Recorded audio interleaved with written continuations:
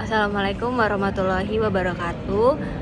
Perkenalkan, nama saya Dila Asrizalni dengan NIM 20200 20652. Di sini saya akan mempresentasikan tugas EBM yang diampu oleh dosen Apoteker Ainul Muthaharoh, Magister Farmasi. Kemudian di sini ada skenario dengan Nona R adalah farmasis di PT Yamai. Nona R sedang melakukan formulasi sabun facial foam anti acne. Nona R sedang mempertimbangkan apakah daun kelor, daun binahong akan ditambahkan dalam formulasi yang akan dibuat. Jika Anda sebagai Nona R, formulasi apa yang akan Anda ambil? Pertama, ekstrak daun kelor tunggal, ekstrak daun binahong tunggal, atau kombinasi ekstrak daun kelor dan daun binahong. Kemudian ada Pico. Problemnya, Nona R sedang melakukan formulasi sabun facial foam anti acne. Kemudian untuk interventionnya ekstrak daun kelor, comparison ekstrak daun binahong, outcome-nya untuk anti acne.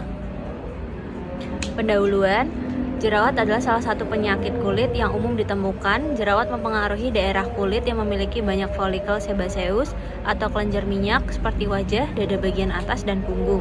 Propionibacterium acnes adalah flora normal kulit terutama di wajah yang pertumbuhannya relatif lambat, termasuk ke dalam bakteri gram positif anaerob yang dihubungkan dengan kondisi kulit yang berjerawat. Bakteri Propionibacterium acnes merupakan stratum germinativum dan stratum corneum dengan cara mengekskresikan bahan kimia sehingga dapat menghancurkan dinding pori-pori yang kemudian akan terbentuk jerawat. Kondisi ini dapat menyebabkan inflamasi. Inflamasi akan meluas jika jerawat disentuh, sehingga padatan minyak kulit dan asam lemak tersebut akan membesar dan mengeras. Propionibacterium acnes merupakan bakteri utama penyebab jerawat karena peningkatan aktivitas androgen pada masa pubertas dapat memicu pertumbuhan kelenjar minyak sebaceous dan peningkatan produksi sebum. Kemudian ada uji aktivitas sediaan krim ekstrak etanol daun kelor sebagai penghambat pertumbuhan bakteri Propionibacterium acnes. Uji aktivitas antibakteri bertujuan untuk mengetahui aktivitas dari sediaan krim ekstrak etanol daun kelor terhadap Propionibacterium acnes dengan terbentuknya zona hambat. Tahap awal dalam pengujian aktivitas antibakteri yaitu tahap peremajaan bakteri. Peremajaan bakteri merupakan pemindahan dari medium yang lama ke medium yang baru. Proses peremajaan bakteri bertujuan untuk mendapatkan biakan yang baru atau memperbanyak bakteri. Penentuan hasil pengukuran zona hambat dilakukan menggunakan media nutrien agar. Media nutrien agar merupakan media yang umum atau yang sering digunakan untuk pertumbuhan dan perkembangan bakteri dengan metode difusi sumuran. Metode sumuran digunakan karena bentuk sediaan berupa krim dan krim tidak dapat terserap baik oleh kertas cakram. Selain itu, metode sumuran memiliki keuntungan di mana sediaan berdifusi secara langsung pada medium sehingga efek daya hambatnya lebih kuat. Kemudian ada uji daya hambat di sini untuk kontrol positif, rata-rata diameter hambatnya 17,31 mm, untuk kontrol negatif 0 mm, formulasi 2 dengan konsentrasi 2,5%, rata-rata diameter hambatnya 3,06 mm, formula 3 konsentrasi 5%, diameter hambat rata-ratanya 4,76, formulasi 4 konsentrasi 7,5%, diameter hambat rata-rata 6,93 mm. Dengan keterangan kurang lebih atau sama dengan 5 mm daya hambatnya lemah, 5-10 mm daya hambat sedang, lebih dari 10-20 mm daya hambat kuat, lebih dari 20 mm daya hambat sangat kuat. Menurut Fadilah et al. Tahun 2022. Hasil pengujian zona hambat diukur menggunakan jangka sorong digital dengan diameter 6 mm dan masing-masing dilakukan 3 kali percobaan untuk menambah ketepatan hasil.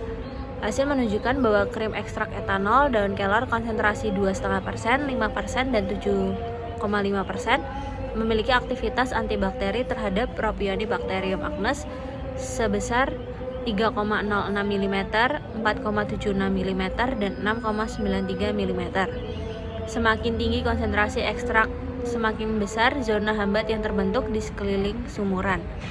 Kontrol positif dinyatakan positif sebagai penghambat bakteri karena merupakan zat antibakteri murni Sementara kontrol negatif atau basis krim dinyatakan tidak terdapat adanya zona hambat karena tidak menggunakan ekstrak sehingga tidak terdapat zat antibakteri. Kemudian ada uji aktivitas sediaan ekstrak etanol daun binahong atau Anthraedera cardifolia tensteenis sebagai penghambat pertumbuhan bakteri Propionibacterium acnes. Salah satu tanaman obat yang memiliki efek anti jerawat adalah daun binahong. Kandungan metabolit sekunder yang terdapat pada daun binahong meliputi flavonoid, saponin, alkaloid, polifenol, dan monopolisakarida termasuk L-arabinosa, D-galaktosa, dan L-rhamnosa. Aktivitas antibakteri ekstrak etanol daun binahong diduga karena adanya senyawa-senyawa yang memiliki mekanisme antibakteri, diantaranya flavonoid yang memiliki aktivitas antibakteri melalui hambatan fungsi DNA girase sehingga kemampuan replikasi bakteri dihambat. Senyawa ini kontak dengan DNA pada inti sel bakteri. Adanya perbedaan kepolaran antara lipid penyusun DNA dengan gugus alkohol pada senyawa flavonoid menyebabkan kerusakan struktur lipid DNA bakteri sehingga bakteri akan lisis dan mati. Kemudian ada hasil uji daya hambat. Hasil uji daya hambat di sini formulasi 1 dengan rata-rata 17,3 mm, formulasi 2 19,66 mm, formulasi 3 22 mm. Uji aktivitas antibakteri ekstrak daun binahong menghasilkan urutan formulasi yang memiliki zona hambat paling besar pada formula 3 dengan diameter zona hambat 22 mm, kemudian formula 2 dengan diameter rata-rata zona hambat 19,6 mm, dan yang terakhir formula 1 dengan diameter zona hambat 17,8 mm.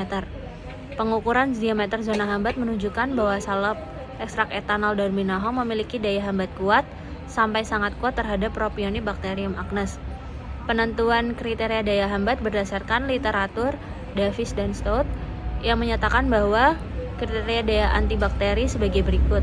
Daerah hambatan 20 mm atau lebih termasuk kategori sangat kuat, daerah hambatan 10-20 mm kategori kuat, daerah hambatan 5-10 mm kategori sedang, dan daerah hambatan 5 mm atau kurang termasuk kategori lemah. Hasil pengujian menunjukkan bahwa diameter zona hambat cenderung meningkat sebanding dengan meningkatnya konsentrasi ekstrak. Kesimpulan dari jurnal itu berdasarkan uji aktivitas antibakteri antara ekstrak kelor dan ekstrak binahong terhadap pertumbuhan bakteri Propionibacterium acnes. Yang memiliki uji daya hambat paling besar adalah ekstrak binahong karena memiliki nilai hasil uji 22 mm, sedangkan pada ekstrak kelor memiliki nilai hasil uji 6,93 mm.